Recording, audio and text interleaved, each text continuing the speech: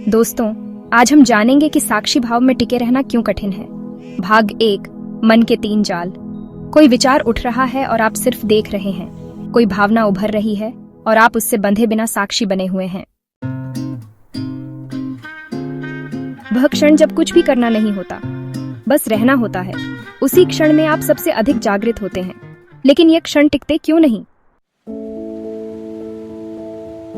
क्या मन हमें फिर से बांध लेता है या हम ही उसकी चाल में अनजाने में फंस जाते हैं? आज हम एक अदृश्य द्वार की ओर चलेंगे, जहां से साक्षी भाव टूटता है और वहीं से वह टिकना भी शुरू होता है। इन आते आते पाए साक्षी भाव क्या है? साक्षी का अर्थ है देखना, मात्र देखना, बिना किसी हस्तक्षेप के, बिना किसी पहचान के, बिना किसी निर्णय के। कोई विचार उठता है, हम उसे पकड़ते नहीं। कोई स्मृति आती है, हम उससे चिपकते नहीं, बस देखते हैं। यही देखना, जहां हम अनुभव करते हैं कि हम ना विचार हैं ना भावना, हम सिर्फ एक शुद्ध देखने वाली चेतना है। यही है साक्षी भाव। दो, साक्षी भाव क्यों टूटता है? क्यों नहीं टिकते हम इस सुंदर मौन स्थिति में? क्यों? एक पल में तो साक्षी होते हैं और अगले ही पल किसी स्मृति, किसी कल्पना या किसी भाव में खो जाते हैं। क्यों? क्योंकि मन बहुत चालाक है। उसके पास 3 ऐसे जाल हैं जो हर बार हमें साक्षी भाव से गिरा देते हैं। पहला जाल स्मृति जाल, बीते अनुभवों का बोझ। मन हर विचार को अतीत से जोड़ता है। आपने किसी की बात सुनी तो मन आपको खींच ले जाता है किसी पुराने झगड़े में। कोई शब्द सुनते ही, कोई दृश्य याद आते ही आप फिर से भावनाओं में बह जाते हैं। अब आप साक्षी नहीं रहे, आप स्मृति बन गए। यही है स्मृति जाल। कैसे पहचाने? अगर कोई स्मृति उठते ही आपका मन भारी हो जाए, अगर कोई बीता दृश्य आपको फिर से तड़पा दे, तो समझिए आप साक्षी नहीं है, आप बीते की प्रतिक्रिया हैं। कैसे बचें? हर बार स्मृति उठे, बस कहें, मैं इसे भी देख रहा हूं, यह अब नहीं है, यह बीत चुका है।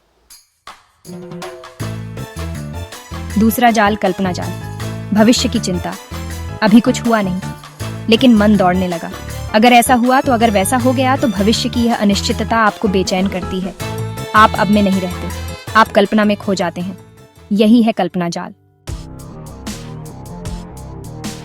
कैसे पहचाने? अगर बार बार मन पूछे क्या होगा, कैसे होगा, कब होगा, अगर मन प्लानिंग, चिंता, डर से भर जाए, तो आप कल्पना जाल में फंस चुके हैं। कैसे बचें? बस पूछें, क्या यह अभी हो रहा है? अगर नहीं तो कहें, यह कल्पना है, यह अभी सत्य नहीं है। तीसरा जाल स्वच्छ हवि का जाल, मैं ध्यान कर रहा हूं का गर्व। यह सबसे सूक्ष्म और सबसे गहरा जाल है। जब आप साक्षी बनते हैं, मन फौरन कहता है, मैं अब ध्यान में हूं, मैं जाग चुका हूं, मैं दूसरों से अलग हूं। यही है अहंकार का सूक्ष्म रूप। यह साक्षी को व्यक्तिगत उपलब्धि बना देता है। अब आप फिर से मैं में फंस गए। कैसे पहचाने? जब आप सोचें, मैं अब इवॉल्व्ड हूं, ये लोग अब भी सो रहे हैं। जब भीतर कोई चुपचाप गर्व हो, तो समझिए आप साक्षी नहीं हैं, आप एक नई पहचान में फंस गए हैं। कैसे बचें? हर बार कहें, ये विचार भी मैं देख रहा हूं। जैसे ही आप अपने ध्यान को भी देख लेते हैं, वहां में टूटने लगता है। साक्षी भाव तभी घटता है जब मैं हटता है। अब क्या करें? कैसे टिके साक्षी भाव में? हर दिन, हर क्षण कैसे इन तीनों जालों से बचें? और तीनों जालों से बाहर निकलने की कुंजी। एरीज से समय का सिम्बा सेज, पहला समाधान स्मृति के जाल से मुक्ति। घटनाएं थीं, मैं नहीं। जब कोई स्मृति उभरती है तो हम मान लेते हैं ये मेरी याद है, मेरा अनुभव है। यही भूल है। वास्तविकता ये है, घटना घटी थी, पर मैं उस घटना में शामिल नहीं था, मैं सिर्फ देख रहा था। जब आप यह कह सकें, घटना बीती पर मैं सिर्फ गवाह था, तो स्मृति आपको बांध नहीं सकती। आंतरिक अभ्यास। हर बार जब कोई पुरानी याद उठे, अपने आप से कहिए, यह स्मृति है, यह अब नहीं है, और मैं अब भी सिर्फ इसे देख रहा हूं। तो दूसरा समाधान, कल्पना के जाल को काटने का मंत्र, यह अभी नहीं है। मन हमेशा आपको उस पल से हटाता है जो अभी चल रहा है।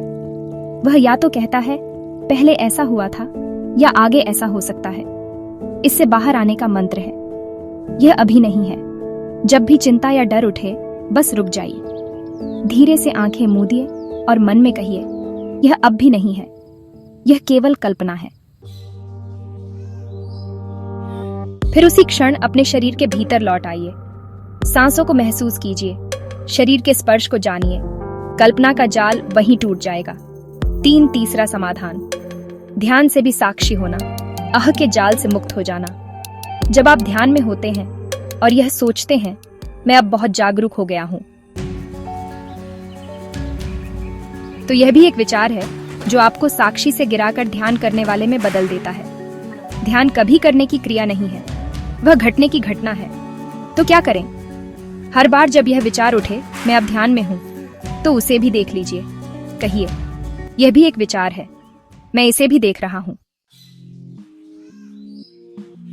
जैसे ही आप अपने ध्यान पर भी साक्षी हो जाते हैं, तो वह सच्चा ध्यान बन जाता है। 4 साक्षी भाव को टिकाऊ बनाने की 5 मूल कुंजी। कुंजीत रोज का अभ्यास, भले 10 मिनट ही सही। साक्षी बनने की शुरुआत छोटे छोटे अभ्यासों से होती है। सुबह या रात 10 मिनट सिर्फ बैठ जाएं, आंखें बंद करें और जो कुछ हो रहा है उसे देखें। फिर देखें, मन क्या कर रहा है, शरीर क्या कर रहा है, क्या मैं सच में होश में हूं? यह छोटे छोटे साक्षी पल धीरे धीरे ध्यान की लहरों को गहरा कर देते हैं। कुंजी, 3 भावनाओं को महसूस ना दबाना नहीं। जब कोई भावना उठे, जैसे क्रोध, दुख, जलन, उसे दबाएं नहीं, उसे देखकर गुजरने दें। हर दिन थोड़ा समय प्रकृति के साथ अकेले बैठे, बिना मोबाइल, बिना बात किए, पत्तों की आवाज, हवा का स्पर्श, पक्षियों की चहचहाट। इस भाव में टिकना। ध्यान में बैठे बैठे कभी कभी ये वाक्य भीतर दोहराएं, मैं कुछ नहीं हूं, मैं बस देखने वाला हूं। जैसे जैसे यह गहराता है, साक्षी भाव स्वतः स्थायी हो जाता है। 5 अंतिम सूत्र, साक्षी भाव को जीवन का स्वभाव बनाना। साक्षी भाव कोई अभ्यास नहीं है जो केवल ध्यान तक सीमित हो, वह तो एक जीवन जीने की कला है। कोई कुछ कहे, देखें, प्रतिक्रिया ना दें। भीतर कुछ उठे, देखें, उसमें डूबे नहीं। कुछ अच्छा लगे, देखें, उससे चिपके नहीं। कुछ बुरा लगे, देखें, उससे भागे नहीं। हर स्थिति में साक्षी बने रहना, यही सच्चा साधक है। अंतिम संदेश, शांति वहीं है जहां साक्षी है। आप कुछ भी नहीं है सिवाय एक शुद्ध चेतना के, जो देखती है, जो जानती है, जो बदलती नहीं, बस उपस्थित रहती है। जब आप उस स्थिति में टिक जाते हैं, तो ना कोई चिंता बचती है, ना डर, ना पछतावा, ना अपेक्षा, बस शांति, एक अंतहीन शांति। हमने इस पूरी श्रृंखला में पूरी निष्ठा और प्रेम से साक्षी भाव के हर पहलू को खोलने का प्रयास किया है। अगर आप हमारी साक्षी भाव की सभी 4